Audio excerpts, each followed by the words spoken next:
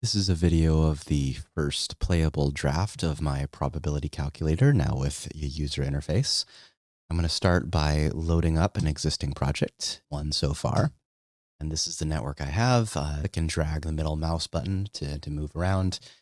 Get lost, I can recenter the view with F1. Click on any of these nodes to see inside them. And this one I've set to be a union of rogue AI, chaotic misuse, or tyrannical government. So any one of these three things, ORing them together. And I can also invert any of these inputs by clicking on these. This node right here, rogue AI, assumes that there is not some super AGI, and we also don't maintain control there. And it currently says there is alignment, which is wrong.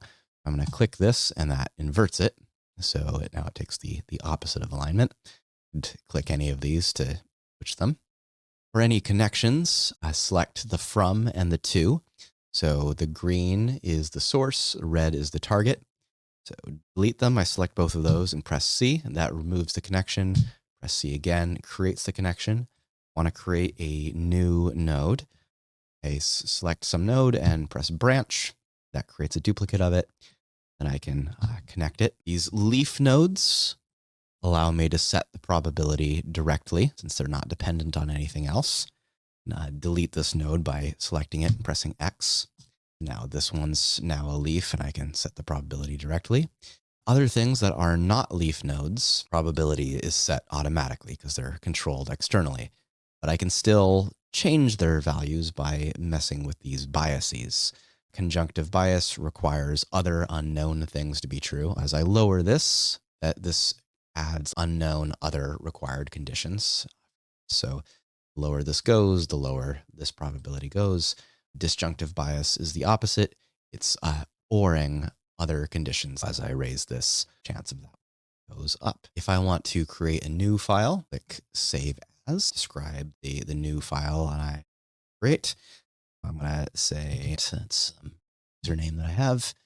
I can reset it, come back down to here, bring it back. Actually, I don't really need this one, so I'm going to delete this file. That'll just return me to an empty file. So lastly, intersection union. So intersection requires all, union only requires one. This is a label, and then this is a description.